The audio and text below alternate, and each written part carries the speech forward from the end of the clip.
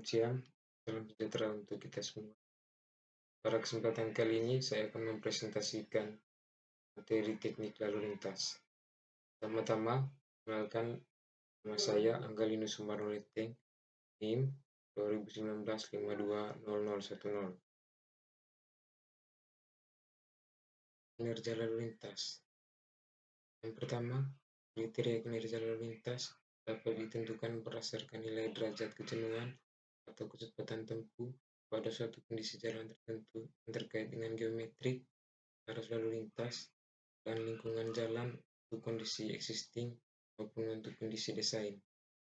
Kedua, semakin rendah nilai derajat kejenuhan atau semakin tinggi kecepatan tempuh menunjukkan semakin baik kinerja lalu lintas.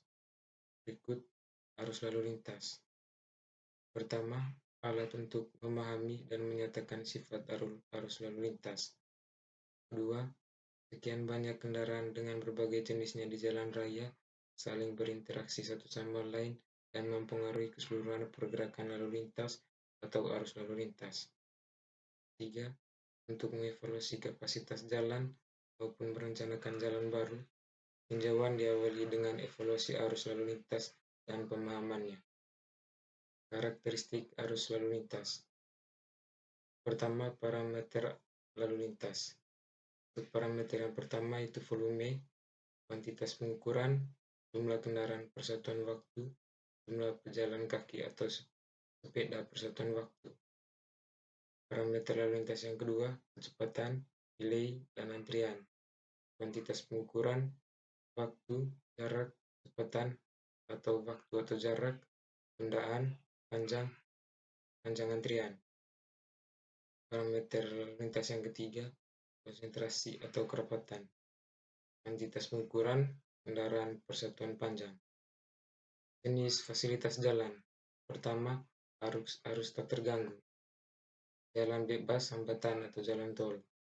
Yang kedua, arus terganggu dibagi menjadi 3, yaitu persimpangan bersinyal, persimpangan tak bersinyal, dan bundaran. Tipe jalan perkotaan. Yang pertama, jalan 2 jalur 2 arah. Kedua, jalan 4 jalur 4 lajur 2 arah. Dibagi menjadi 2. Pertama, tak terbagi atau tanpa median. Kedua, terbagi atau dengan median. Yang ketiga, jalan 6 lajur 2 arah terbagi. Keempat, jalan 1 arah. Pengertian 3 kelompok jalan adalah: pertama, jalan arteri adalah jalan yang melayani angkutan utama dengan ciri-ciri perjalanan jarak jauh, kecepatan rata-rata tinggi, dan jumlah jalan masuk dibatasi secara efisien. Kedua, jalan kolektor. Jalan kolektor adalah jalan yang melayani angkutan pengumpulan atau pembagian dengan ciri perjalanan jarak sedang, kecepatan rata-rata sedang, dan jumlah jalan masuk dibatasi. Yang ketiga, jalan lokal. Jalan lokal adalah jalan yang melayani angkutan setempat dengan ciri-ciri perjalanan jarak dekat, kecepatan rata-rata rendah, dan jumlah jalan masuk tidak dibatasi. Berikut kecepatan dibagi menjadi 3 jenis. Yang pertama, kecepatan setempat atau spot speed. Kedua, kecepatan bergerak atau running speed. Ketiga, kecepatan perjalanan atau journey speed. Arus, kecepatan, dan kerapatan merupakan unsur dasar pembentuk aliran lalu lintas. Pola hubungan yang diperoleh dari ketiga unsur tersebut adalah: pertama, arus dengan kerapatan, yang kedua, kecepatan dengan kerapatan, yang ketiga, arus dengan kecepatan. Semua nilai arus lalu lintas atau per arah dan total diubah menjadi satuan mobil penumpang atau SMP dengan menggunakan ekuivalensi mobil penumpang atau IMP. Pertama, kendaraan ringan atau LV, termasuk mobil penumpang, minibus, pick-up, truk kecil, jeep. Yang kedua, kendaraan berat, HV, termasuk truk dan bus. Yang ketiga, sepeda motor atau MC, Keempat, kendaraan tidak bermotor atau UM. Hambatan samping. Dampak terhadap kinerja lalu lintas dari aktivitas samping segmen jalan seperti: pertama, jalan kaki yang berjalan atau menyeberang sepanjang segmen jalan. Kedua, angkutan umum dan kendaraan lain yang berhenti dan parkir. Yang ketiga, kendaraan bermotor yang keluar masuk dari atau ke lahan samping atau sisi jalan. Keempat, arus kendaraan yang bergerak lambat. Kapasitas jalan. Yang pertama, merupakan ukuran efektivitas fasilitas lalu lintas untuk mengakomodasi lalu lintas. Yang kedua, kapasitas adalah arus maksimum per jam dari kendaraan yang melintasi suatu titik atau ruas jalan yang uniform pada periode waktu tertentu dengan kondisi jalan, lalu lintas, dan pengaturan yang ada. Berikut rekayasa lalu lintas.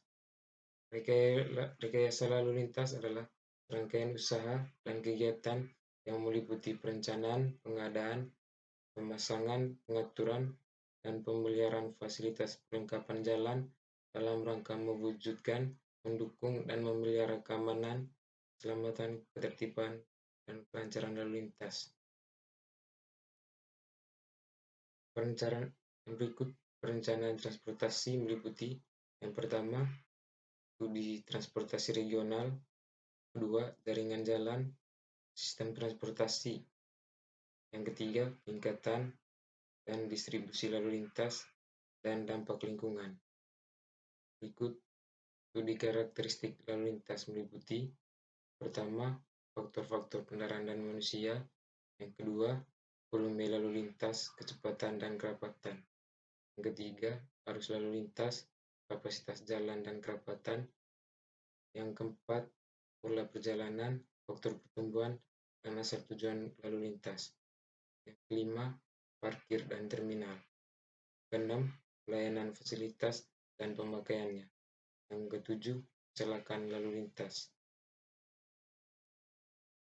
Berikut perencanaan geometri jalan meliputi: pertama, perencanaan jalan baru, kecepatan rencana, alignment horizontal, vertikal, pelandaian, kemiringan, dan potongan melintang jalan. Kedua, perencanaan ulang jalan dan persimpangan lama untuk meningkatkan kapasitas dan keamanan.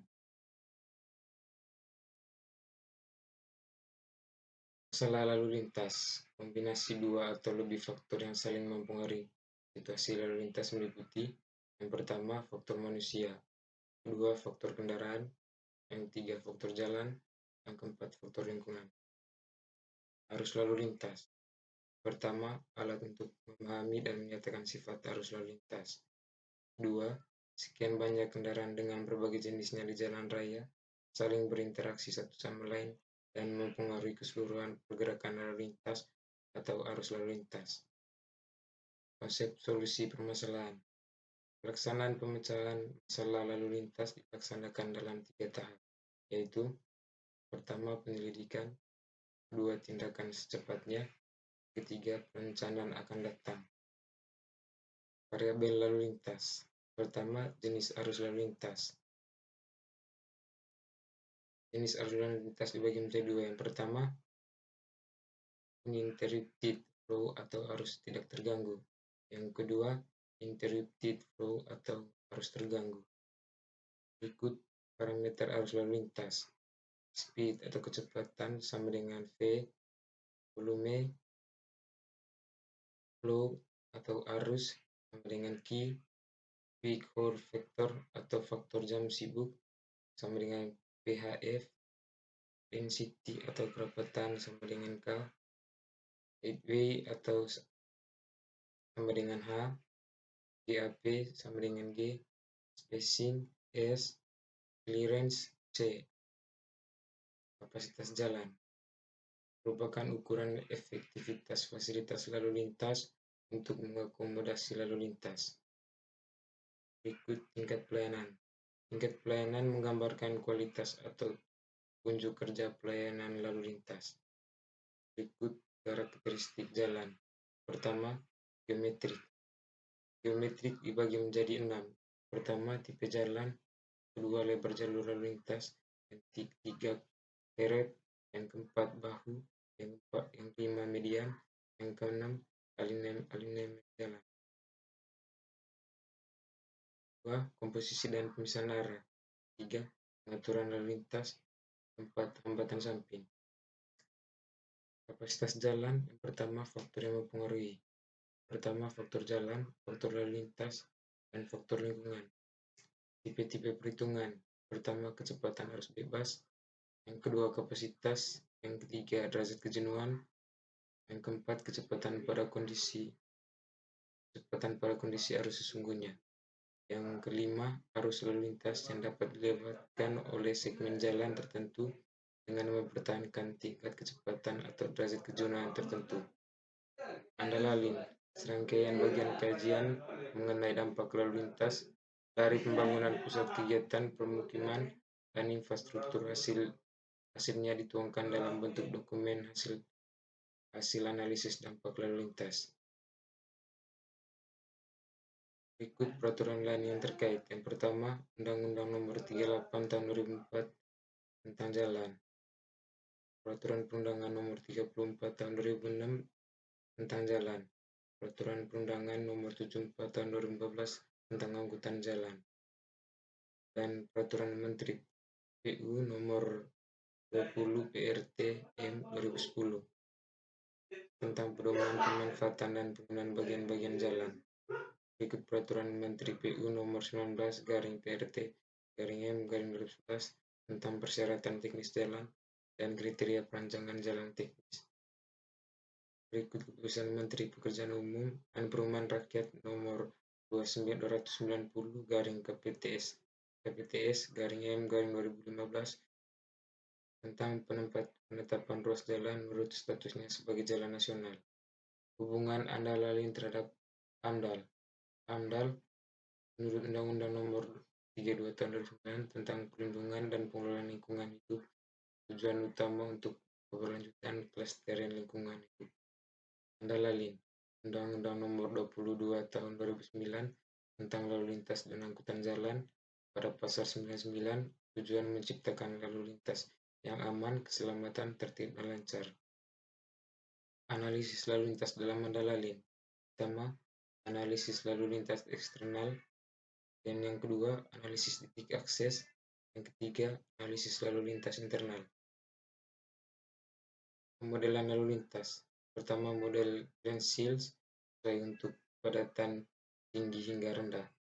Kedua, model Greenberg sesuai untuk rentang kepadatan sedang hingga tinggi. Sasaran teknik manajemen lalu lintas. Yang pertama, mengatur dan menyederhanakan arus lalu lintas. Yang kedua, mewujudkan keamanan dan keselamatan berlalu lintas, angka kecelakaan. Yang ketiga, meminimumkan gangguan terhadap arus lalu lintas. Keempat, mengurangi tingkat kemacetan lalu lintas. Yang kelima, terjaganya kondisi lingkungan dari dampak negatif lalu lintas dengan melakukan Andalalin atau analisis dampak lalu lintas. Manajemen lalu lintas. Suatu proses pengaturan pasokan atau supply dan kebutuhan atau demand sistem jalan raya yang ada untuk memenuhi suatu tujuan tertentu tanpa penambahan prasarana baru. Tujuan manajemen lalu lintas yang pertama, mendapatkan tingkat efisiensi dari pergerakan lalu lintas secara menyeluruh dengan tingkat aksesibilitas atau ukuran kenyamanan yang tinggi. Yang kedua, meningkatkan keselamatan dari pengguna. Yang ketiga, melindungi dan memperbaiki keadaan kondisi lingkungan di mana arus lalu lintas tersebut berada. Keempat, mempromosikan penggunaan energi secara efisien. Manajemen lalu lintas. Secara garis besar, manajemen lalu lintas dibagi menjadi dua kelompok, yaitu yang pertama, optimasi pasokan atau supply. Yang kedua, pengendalian kebutuhan atau demand. Kondisi parkir. Suatu keadaan di mana kendaraan tidak bergerak dalam jangka waktu tertentu atau tidak bersifat sementara. Lahan parkir. Kompleks pertokoan atau peragangan, kompleks sekolah, kompleks perkantoran, tempat ibadah, pemukiman. Identifikasi masalah parkir. Pertama, berdasarkan jenis moda angkutan. Pertama, parkir kendaraan bermotor dibagi menjadi dua, kendaraan roda 2 dan kendaraan roda 4 atau mobil penumpang. Kedua, bus atau truk bagi menjadi dua. Yang pertama, parkir kendaraan tidak bermotor dan becak.